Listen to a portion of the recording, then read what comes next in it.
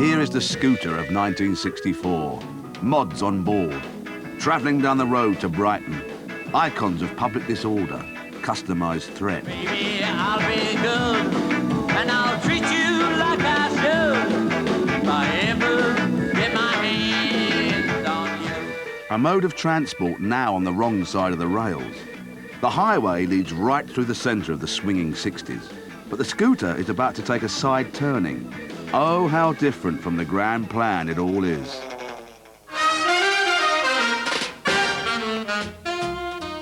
The scooter didn't belong to the mods. It belonged to Italy. To be exact, post-war Italy. From 1945 to 1960, the Italian scooter eclipsed the traditional motorcycle.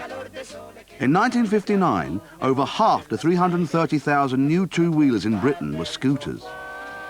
While the mods and rockers clashes of 63 and 64 might have been overhyped by the media, the scooter mania of the 50s was more than real. Two companies, Piaggio and Innocenti, orchestrated a marketing plan that literally shifted millions of their unique products, the Vespa and the Lambretta.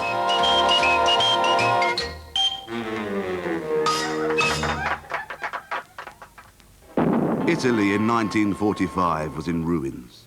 Daylight bombing by the Americans had destroyed the country's infrastructure.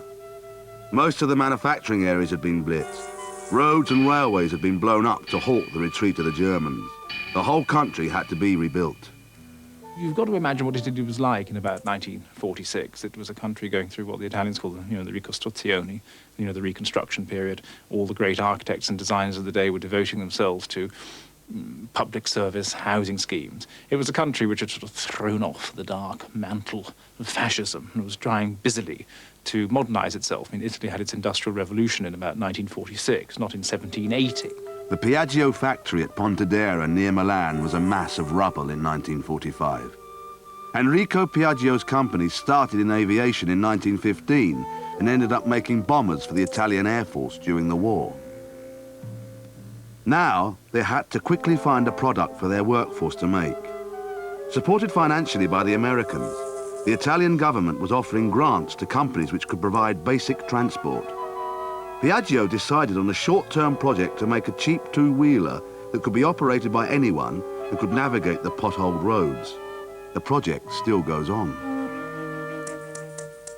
The company had been making 98cc engines which the Air Force used to start aeroplanes. The first Vespa appeared in 1946 with a 98cc engine. The Vespa was the most radical design for a two-wheeler ever seen, a complete departure from the norm. It was designed by Corradino Descagno, Italy's foremost helicopter designer. His complete lack of experience in motorcycle design meant he approached the problem from first principles. Ho passato delle notti insonne per vedere di inquadrare bene il problema nel modo più chiaro, più elementare. E allora a un certo punto si sono delineate delle idee e io mi messi al tavolo del disegno e così cercai di inquadrare il problema in questo modo. La persona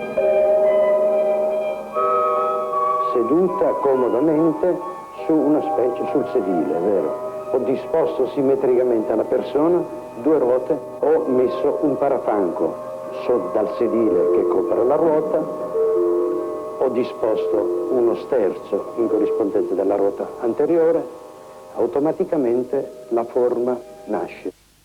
It's genuinely one of the very, very great product designs. Two entirely different sources of inspiration make the Vespa into the very special machine it is. I mean, one is aesthetic and the other one is technical. I mean, the aesthetic aspects of it here is a wonderfully willful contrivance, an expression of pure sculptural form. You know, it's a work of art, a small work of art in a way. But I think he also used certain specifics of aerospace technology to make the thing. I mean, features like stub axles, the monocoque construction, and the aerodynamic details were derived straight from aerospace practice. A great deal of reinvention has gone on with the Vespa's history.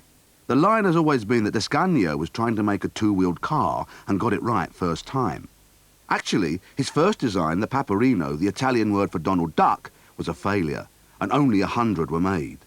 His second design, the Vespa, Italian for wasp, was unveiled in 1946 to great acclaim. It soon had a competitor. 1947, the first Lambretta is born. An engine and 2 wheels, just right for everyone coping with the hardships of post-war travel.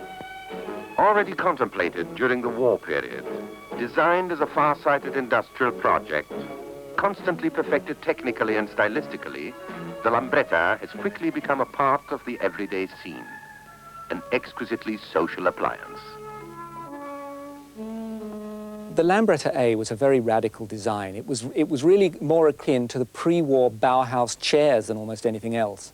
It had lots of chromium tubes, but the unique thing about the Lambretta, and the Lambretta D is the last example, and many people would say the last true Lambretta, it was that they never produced enclosed machines initially. The Lambretta project was started by Ferdinando Innocenti at the same time as the Vespa. Like Piaggio, Innocenti had a long history in heavy manufacturing. They too used existing technologies and American money to give them a head start. Again, the scooter project was only to be a temporary sideline.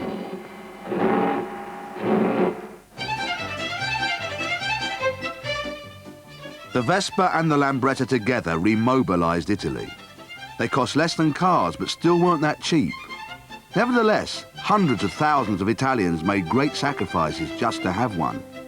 The Vespa and Lambretta were irresistible. Designed to be stylish in a world of post-war drudgery, they became symbols of national hope and optimism. If you look at the engine, the ribbing on the casting is done to give the whole thing, to increase the feeling of compactness in the design. And on this side, you can see the attempt to produce images of turbines and aero wheels, these heavily dished wheels, very much like racing car wheels of the period. These things were extremely potent images at that time and gave the machine a great sort of market appeal, particularly to people who didn't like motorcycles, but who wanted a machine which was very futuristic.